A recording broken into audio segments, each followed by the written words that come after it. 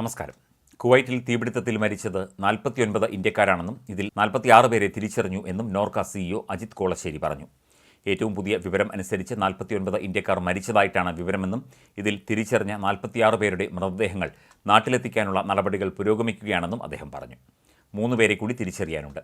തിരിച്ചറിയാൻ ഉള്ളവരിൽ 2 പേർ മലയാളികളാണെന്നാണ് ഹെൽപ്പ് ഡെസ്കിൽ നിന്ന് ലഭിക്കുന്ന പ്രാഥമിക വിവരം. ഇക്കാര്യം സ്ഥിരീകരിച്ചിട്ടില്ല. 23 മലയാളികളാണ് മരിച്ചതായി സ്ഥിരീകരിച്ചിട്ടുള്ളത്. 2 പേരുടെ കാര്യത്തിൽ സ്ഥിരീകരണം ലഭിക്കേണ്ടതായിട്ടുണ്ട്. 9 പേർ പരിക്കേറ്റ ഗുരുതരാവസ്ഥയിലാണ്. 40 പേർ വിവിധ ആശുപത്രികളിലായി ചികിത്സയിലുണ്ട്. തിരിച്ചറിഞ്ഞ മൃതദേഹങ്ങൾ നാട്ടിൽ എത്തിക്കാനുള്ള നടപടികൾ പുരോഗമിക്കുകയാണെന്നും നോർക്ക സിഇഒ പറയുന്നു. ഫ്ലൈറ്റ് സംബന്ധിച്ച വിവരം ഇന്ത്യൻ എംബസിയിൽ നിന്ന് കിട്ടിയിട്ടില്ല. കുവൈറ്റ് എയർവേസ് ചാർട്ടേഡ് ഫ്ലൈറ്റിൽ മൃതദേഹങ്ങൾ എത്തിക്കുമെന്നാണ് കിട്ടുന്ന വിവരം. ഏത് വിമാനത്താവളത്തിലായിരിക്കും വിമാനം എത്തുക എന്ന് വ്യക്തമായിട്ടില്ല. കേരളത്തിൽ എത്തിച്ചതിന് ശേഷം മൃതദേഹങ്ങൾ വീടുകളിൽ എത്തിക്കാൻ ആംബുലൻസുകൾ സജ്ജമാക്കിയിട്ടുണ്ട്. ഇന്ത്യൻ എയർഫോഴ്സിൻ്റെ വിമാനമാണ് എന്ന റിപ്പോർട്ടുകൾ നേരത്തെ ഉണ്ടായിരുന്നു. ഇന്ത്യൻ എയർഫോഴ്സ് വിമാനമാണോ അതോ കുവൈറ്റ് എയർവേസ് വിമാനമാണോ എന്നത് സംബന്ധിച്ച് ഇനി വ്യക്തത വരാനുണ്ട് എന്നും അദ്ദേഹം പറഞ്ഞു. എംബസിയുമായി ഈ വിഷയം സംസാരിക്കുന്നുണ്ട്. അടുത്ത മണിക്കൂറുകളിൽ കൃത്യമായ വിവരം കിട്ടിയേക്കും. അപകടവുമായി ബന്ധപ്പെട്ട് കമ്പനി ഉടമയുമായി ബന്ധപ്പെട്ടിട്ടില്ല. നിലവിൽ ശ്രദ്ധ രക്ഷാദൗത്യത്തിലാണ് കേന്ദ്രീകരിക്കുന്നത്.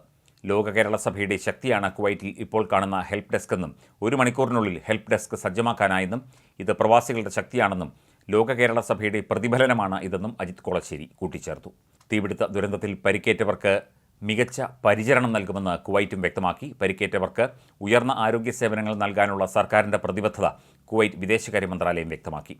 പരിക്കേറ്റവരെ വിദേശകാര്യമന്ത്രി അബ്ദുള്ള അൽ യഹയും ആരോഗ്യമന്ത്രി ഡോക്ടർ അഹമ്മദ് അൽ അവാദിയും ആശുപത്രിയിൽ എത്തി സന്ദർശിച്ചു.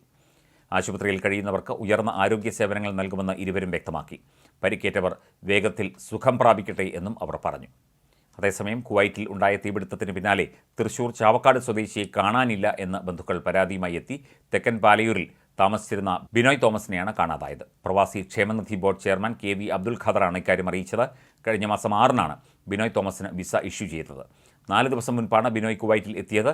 തീപിടുത്തം നടന്ന ഫ്ളാറ്റിലാണ് ഇയാൾ താമസം എന്നാണ് സംശയിക്കുന്നത്. തീപിടുത്തം നടന്ന ദിവസം പുലർച്ചെ ഏതാണ്ട് 2 മണിവരെ ബിനോയ് ഓൺലൈനിൽ ഉണ്ടായിരുന്നതായും ബന്ധുക്കൾ പറയുന്നു.